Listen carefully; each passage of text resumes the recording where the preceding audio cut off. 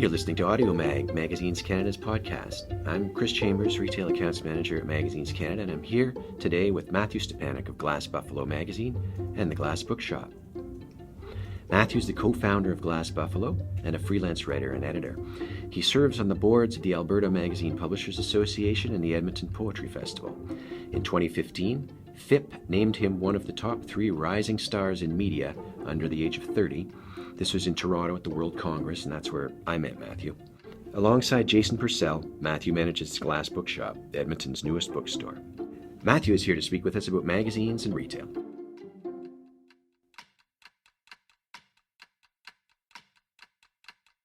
Good morning, Matthew.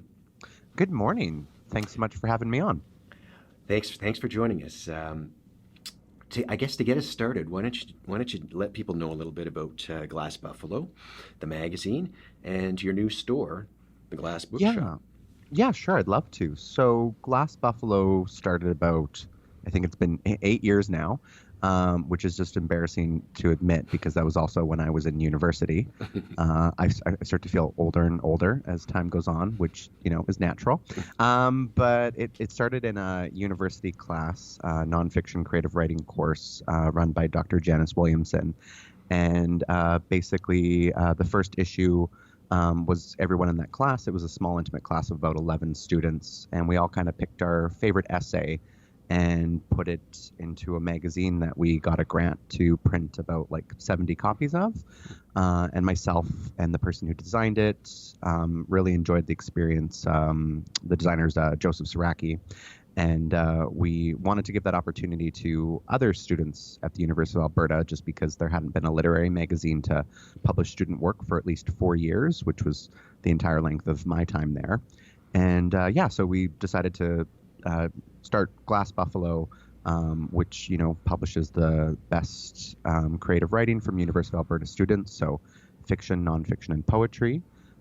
We've been doing 3 issues a year for the last 7 years, so that's about, we have 21 issues. And it's an open call for students to share their work for us.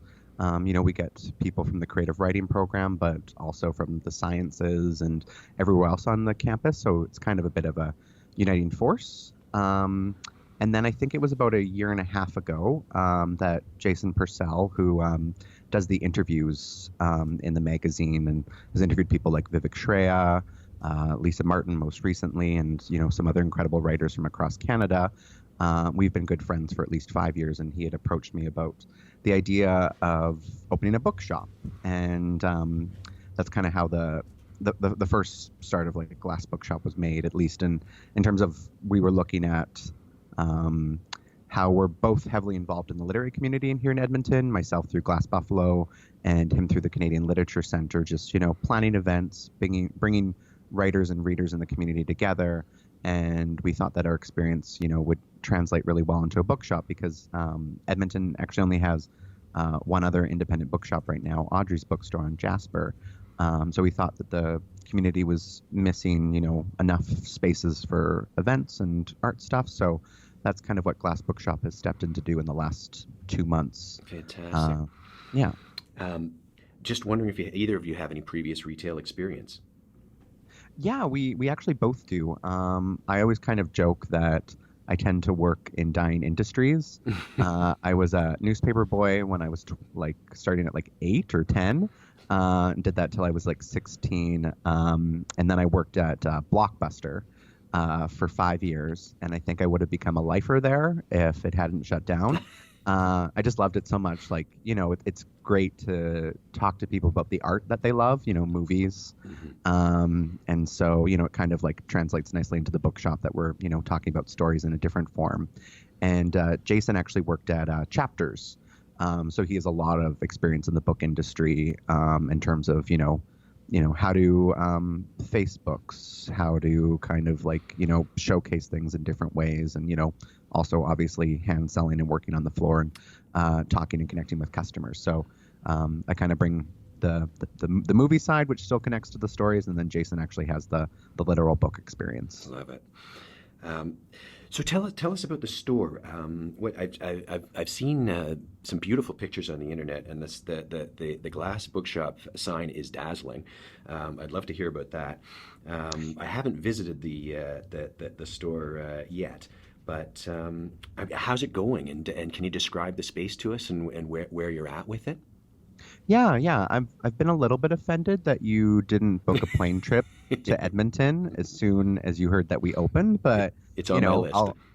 I'll forgive you when you come. I know you make your way out to Alberta every once in a while, but yeah, the one of the reasons it looks so dazzling is that we've been working with Vicky Wierzinski of Mezzaluna Studio, and she's our brand designer. So she made our logo, these gorgeous like tea towels that I'm staring at right now in our shop, and we've got pins and just the look and feel of the shop has been really something. Jason really gets aesthetics, and so he's kind of been working with her to make a shop that just feels really welcoming and open and bright, and a space that people want to hang out in. So the one thing that I should mention too is that like Glass Bookshop is kind of just up in its pop-up stage. Mm-hmm. So we opened up on October 1st, and we got a little pop-up space in Edmonton City Centre Mall, Mm-hmm. which has really been great to work with in terms of the fact that they have a few bays in the mall that are smaller. They've got a lot of the fixturing already in here, and so we really just needed to repaint, buy a few shelves, clean the space, and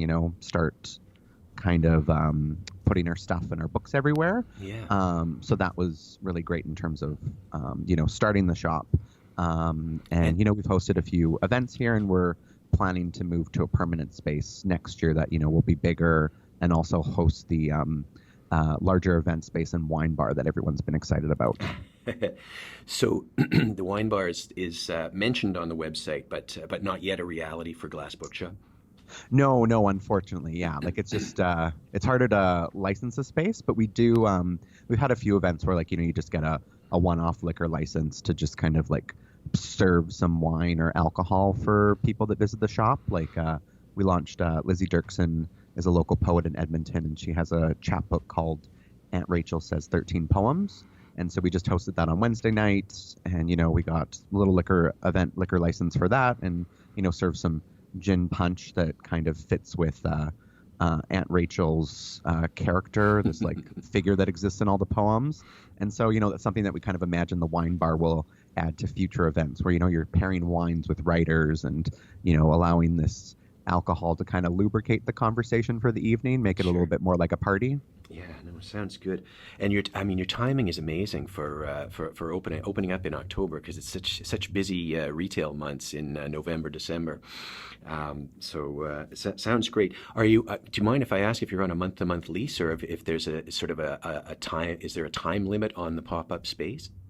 Yeah, so we signed basically because it's a pop-up space. We were able to sign a smaller time limit. Mm-hmm. So we signed till March 31st. Oh, great. Okay. So we kind of got like a 6-month lease here, and Edmonton City Centre was actually really happy about that, because most people, if they want to come in October, they're only going to hang out till December. Right. But we know that our permanent space won't be ready till the spring or summer, and it's been going really well here. So probably in the new year, depending, like once we get kind of more construction timelines for the permanent space, we might look at, renewing our lease on a month-to-month basis just to kind of hang out here longer, just because, we want to be, selling books and connecting with the community as long as we can. And, Sure. It's not good to take any breaks. Yeah.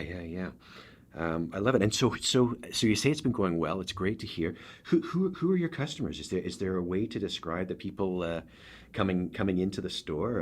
Are they all students? Are they all poets and writers? Are they all older women who I know populate many bookstores?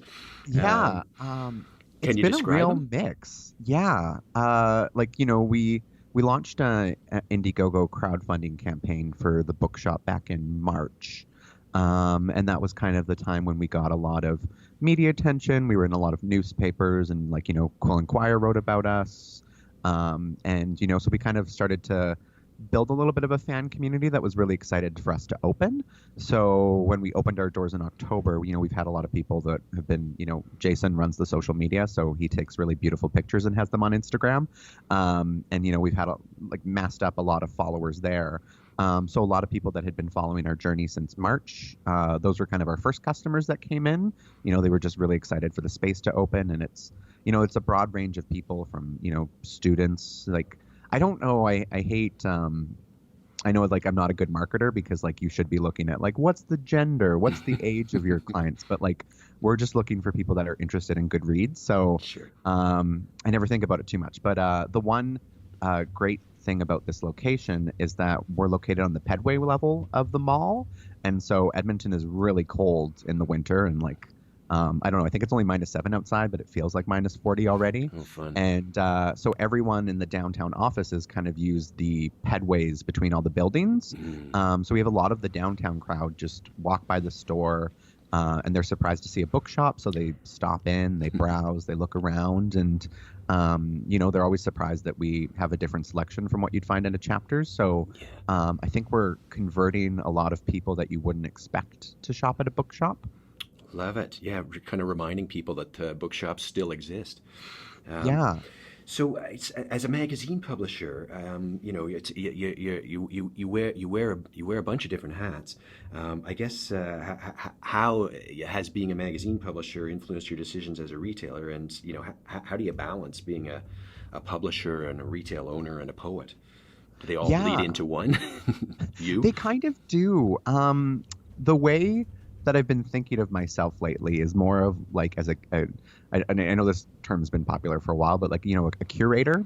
I think that's the job of a magazine editor, is to kind of curate the best writing that you can at the time, or, I'm here to promote other voices and, just spend a lot of time talking about the things that I enjoy reading. Everything that appears in Glass Buffalo is something that I'm putting like a stamp of approval on. It's a poem I love, a story I really connected with.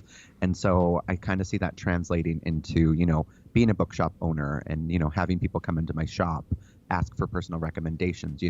Everything in the shop, obviously Jason and I haven't read every book that's here, because like we have over 500 titles, so that would be really challenging.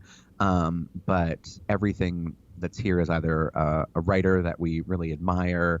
Maybe we've read at least one poem from a poet whose book we want in the store. So I feel like as a magazine editor and a bookshop owner, I'm both using those roles to kind of,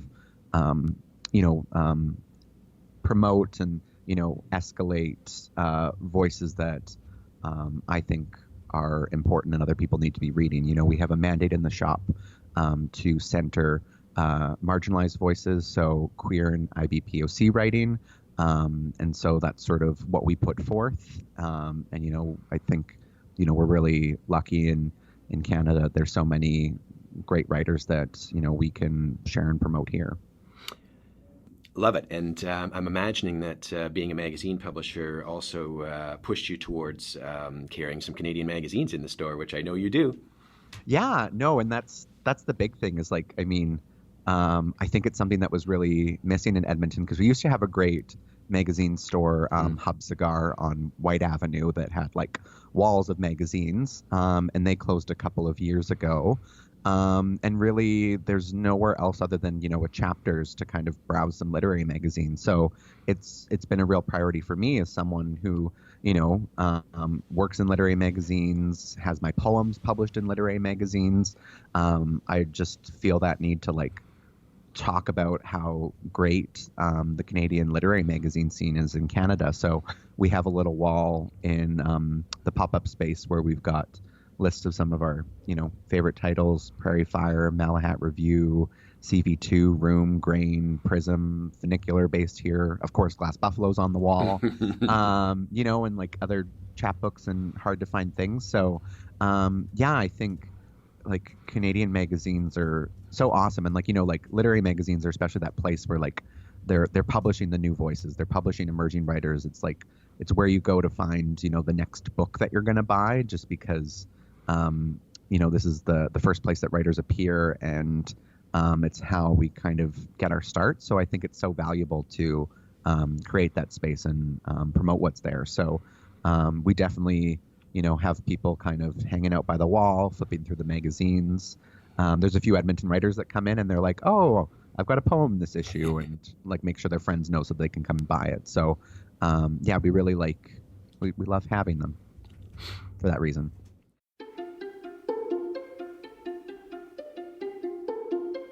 Just a reminder, registration is open for Magnet, Canada's magazine conference. Find out more and register online at magnet.magazinescanada.ca. The link will also be in the show notes. Do you have an interesting magazine topic you'd like to hear about? Email us at info@magazinescanada.ca. You know, we hear much these days about the end of retail spaces and the rise of online stores. We're speaking here on Black Friday. What do you see as the future? I mean, it seems like you see a future of for books and magazines at retail, which we love.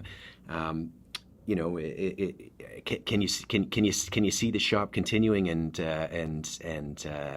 thriving? It seems like you're such a community builder. It just seems like a natural extension of Glass Buffalo magazine and I dare say Matthew Stepanic and in Edmonton, sort of building community. But would you say you have hope for magazines and books at retail? I totally do, and I think you kind of, you know, you said the right thing about like it's about community building, and it's so much of what Jason and I have been doing in the city in terms of like planning events, because we see that's the connection to sort of like putting books into people's hand, is to create events around it. Like, you know, that's what bookstores do so well. There's an academic out of the States whose name is escaping me, but he talks about the 3 C's of bookstores, which is curation, convening, and community. Mm-hmm. And that's kind of what the retail experience offers, because, you know, we give a place for people to convene and meet over events. You know, you start to form community by like having writers and readers meet each other, and, you know, you curate by bringing in the local stuff and, like, you know, the queer stuff and stuff from people of color and Indigenous writers and Black writers and you know, things that just, you know, you can't find anywhere else. Mm-hmm. And that kind of starts to create a special space that, you know, people want to hang out in. And what we've been noticing is just like, you know, people come into the shop and they like to hang around. They like to look at books. They like to feel it. Like, so many people talk about how, you know, they forget what that experience is like to like touch a tangible object and, you know, flip through a book and, like, you know, maybe discover something different, because I'm going to recommend you something that's different than what you're going to find on Amazon. Yeah. Like, you know, if you buy a supernatural romance book from one author on Amazon, Amazon's just going to recommend that, you know, the next book in the series to you, or something that's along those same lines. And like, I'm here to push somebody who maybe, you know, reads James Patterson or Danielle Steele or something, and just sort of say like, here's a great local writer who's writing amazing mysteries, or, you know, here's someone from, you know, Ontario or like anywhere else in Canada that's got like an interesting romance, or, you know, like just kind of pushing people to, you know, challenge their reading perspectives. And yeah, I think we're also seeing, because I was listening to the news yesterday about Black Friday sales and how there's a lot of fake websites out there scamming people now, kind of offering different deals. And, you know, you can't tell the difference between that website and another website. So I think retail's kind of coming back, that, you know, people want to see exactly what they're getting, and they don't trust that, you know, what they order online is what's going to end up coming to them. So, you know, they appreciate having personal recommendations and, you know, seeing the books that they could potentially want to buy. Totally, yeah. So I noticed on the website that I believe it was last night that you guys were selling books. Or Glass Bookshop was selling books at a launch at the Nook Cafe. Did that happen? Sleeping underwater so you're moving around as booksellers to other sort of venues for other launches? Yeah, we've actually partnered with several businesses over, you know, the last year and a half. So we've been selling books since September 2018. And we kind of started as like a pop-up event seller. So, you know, we partnered with the Canadian Literature Centre first, and whenever they had like a brown bag author in from across Canada, we would sell books at the U of A for that author. And, you know, like the Nook has been great at hosting us and kind of allowing us to bring poets in or host a magazine launch there. We've done stuff with the Almanac on White Avenue. They're a really great space for poetry because they host the Olive Reading Series, which happens every third Wednesday there. And, so like different businesses in Edmonton are really great at kind of connecting with other small businesses and sort of offering up space because, we bring people in to drink and eat there, and then they give us the space to kind of, have a reading and sell some books. Sure. So it's a really great symbiotic, I think, is the biology term. Maybe it's been a while since I've taken Bio 30, so I could be saying that wrong. I would go symbiotic. Yeah. And so, like it's been great because like our pop-up space can maybe host anywhere from like 30 to 40 people. And so when we want to have a bigger event, like we had Ben Ladisseur from Ottawa, Coach House sent him over to us in July. Fantastic. And we knew that he was going to have, a lot more people come in. So we partnered with like Latitude 53, which is an experimental art gallery downtown. And we hosted also like Billy Ray Belcourt's launch there in the start of September for his Indian coping mechanisms with House of Anansi. And we had almost 90, over 90 people there. And so it's just like, the businesses really step up to kind of want to have these kinds of events in their spaces because, people are so excited to, hear Billy read and speak and things like that. So it's just, it's been really great to kind of partner with local businesses in the community and be able to support each other in that way. That sounds like Glass Buffalo. Sounds like Glass Bookshop. That's great. Now, I have just a few more questions here, and I just wanted to be the 150th person to ask you where glass came from, and I was wondering if it was a Salinger reference. I'll be the 100th person to wonder that. No one has offered the Salinger reference before. On. So what's the Salinger reference? Can I ask? Can I ask you a question? The Glass family was a family that he wrote his short stories about, many of them, so 9 stories about, and they were a family of 6 or 8 brilliant children being brought up in Manhattan, and they were all on a show called It's a Wise Child in the 50s. Wow. So yeah, that's Franny Glass, Franny and Zooey, or Franny Glass and Zooey Glass. Where does your glass come from, I guess, is my question. Yeah, so not there, and I'm just proving how not well read I am. But I read Catcher in the Rye. To go back to the rest of his work. So Glass. I always mention that Jason came up with the name because it feels like an ego thing for me because it does extend from Glass Buffalo. Jason saw a lot of the work that Glass Buffalo was doing in the community in terms of building that community. Making space for emerging voices. We do a lot of work in making sure that marginalized writers appear in our magazine, and that those are kind of the voices that we're prioritizing. So he wanted to kind of build on that connection. And glass is just such a beautiful word. It really kind of connects to the poetry of the shop in terms of, glass lets light in. It's a container that encases stuff, and we wanted our shop to be this image more of brightness, because there's a lot of older bookstores that use dark woods and suggest wealth and inaccessibility, but we want Glass Bookshop to be a very accessible space. So we use lighter, softer colors. Where the permanent space that we're going to have has space for a bunch of windows to let light in, and so we think that glass is kind of this thing that you can see through it and welcome people into it. And there's this other element too of glass is kind of this thing that could be cutting, and we have a lot of critical texts, and we want to kind of question the status quo in terms of things. So we think that glass can also challenge something. And then the very simple answer too that we thought of quite late, but because Glass Bookshop is also going to have a wine bar, you can also think of it as wine glass. Yeah. But we like to offer the more longer poetic answer first. I love it. Yeah. We're on the edge of winding it up here. Is there anything that you would like to plug? Any upcoming events, or where can people find out more about Glass Buffalo and Glass Bookshop? Yeah. So obviously we're on all of the social media. My magazine is Glass Buffalo, and so it's just at Glass Buffalo. And we're at Glass Bookshop.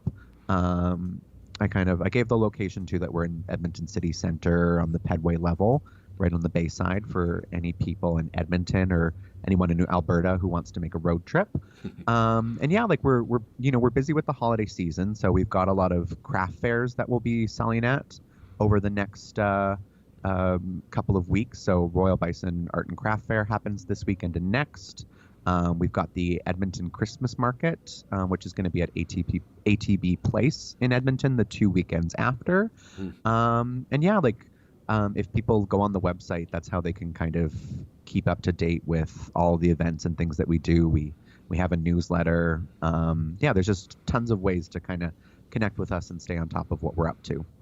Oh, it sounds great. My last question is about Connor McDavid. I'm just wondering if any Edmonton Oilers have been in to buy a book or magazine. No. And I don't know if we're just not extending like the proper invitations or the marketing the right way. We've had a few celebrities just because we hosted a lot of the events for LitFest. So, big authors have come in, like, oh my God, I can't even remember anybody's name now. But Bob McDonald was in the shop. Anna Mailer-Paperney, who wrote Hello, I Want to Die, Please Fix Me, which has been one of our bestsellers. They've been by the shop. There's a show that's heading to Broadway at Citadel called Six. It's about the wives of Henry VIII. We had one of the actresses come in, and so that was a really cool celebrity sighting. But yeah, no Oilers yet. Oh, okay. So we're gonna work on that. Well, it sounds great. I just had one more question about, so do you have a permanent location that you're planning to move into, Matthew, or is it a case of continuing to look for the right spot in the new year? Basically, we do have one. It's that complicated thing where we just signed the lease on it, and we're waiting for the signature to come back. So it's not something that we're publicly announcing yet, but I can say it's in the Quarters neighborhood of Edmonton, and we're right by the Royal Alberta Museum. So it's going to be a really cool location and kind of this historic building that's going to be revitalized. Oh, it sounds great. Well, best of luck with the leasing details and making it official in the new year. Boy, it sounds fantastic. I got to get out. I got to get out to see it. It's either in the permanent location or sooner.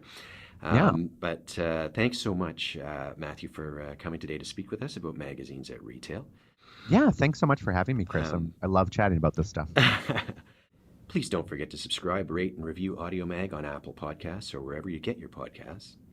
Follow Magazines Canada on Twitter, Facebook, and Instagram at Mags Canada, and on LinkedIn as Magazines Canada for more magazine news and resources. A new episode of AudioMag will return on January 8th, and thanks very much to Matthew Stepanic from the Glass Bookshop and Glass Buffalo Magazine. Yeah, thanks so much for having me on, Chris. AudioMag is a Magazines Canada podcast produced by Messenger Bag Media. Magazines Canada recognizes the funding of the Canadian Department of Heritage through the Canada Periodical Fund.